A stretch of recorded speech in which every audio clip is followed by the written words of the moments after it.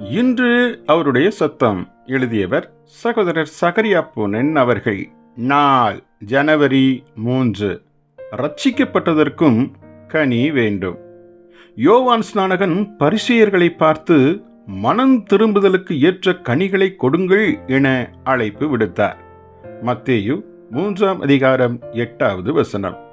நாம் உண்மையாகவே மனம் திரும்பியிருப்போம் என்றால் அவ்வித மனம் திரும்புதல் நம் முழு ஜீவியத்தையும் மாற்றிவிடும்.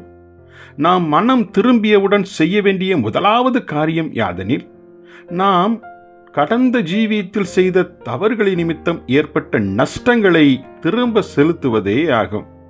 சகைவை குறித்து லூக்கா சுவிசேஷத்தில் வாசிக்கிறோம். இயேசு அவனுடைய வீட்டிற்குள் பிரவேசித்தவுடன் அவன் தன் பாவங்களை உணர்ந்தான். லூக்கா 19:1-10 வரை. அந்த சகையு பணத்தை சிநேகித்த மனிதனாய் இருந்தான். இருப்பினும் மனம் திரும்புதல் இன்னதென்பதை அவன் நன்கு அறிந்திருந்தான்.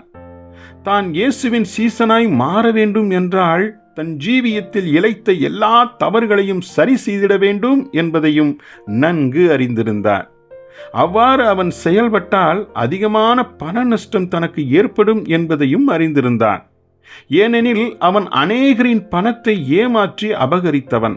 எனவேதான் தன் ஆஸ்தியில் பாதியை ஏழைகளுக்கும் தான் அநியாயமாய் அபகரித்தவர்களிடம் நாளத்தனையாகவும் திரும்ப செலுத்துவேன் என ஆண்டவரிடம் கூறினான். இவ்வாறு சகேயு திரும்ப செலுத்துவேன் என கூறியதால் மாத்திரமே இந்த வீட்டுக்கு ரட்சிப்பு வந்தது என இயேசு அறிவித்தார். நான் திரும்ப செலுத்துவேன் என்ற ஆயத்தமான விருப்பமே உண்மையான ரட்சிப்பின் அடையாளங்களில் ஒன்றாகும்.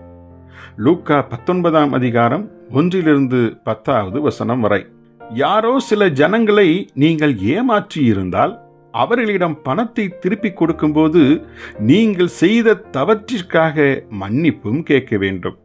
இந்த சந்தர்ப்பத்தில் உங்கள் ஜீவியத்தில் எவ்விதம் இந்த மாற்றம் நிகழ்ந்தது என்பதையும் அவர்களிடம் கூறுங்கள்.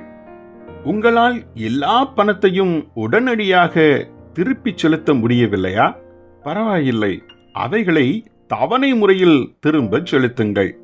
சகேயு எல்லா பணத்தையும் திரும்ப செலுத்திய பின்பு அல்ல, திரும்ப செலுத்துவேன் என அவன் என்று தீர்மானித்தானோ அன்றே தேவன் அவனை ஏற்றுக்கொண்டார். ஜெபிப்போமா.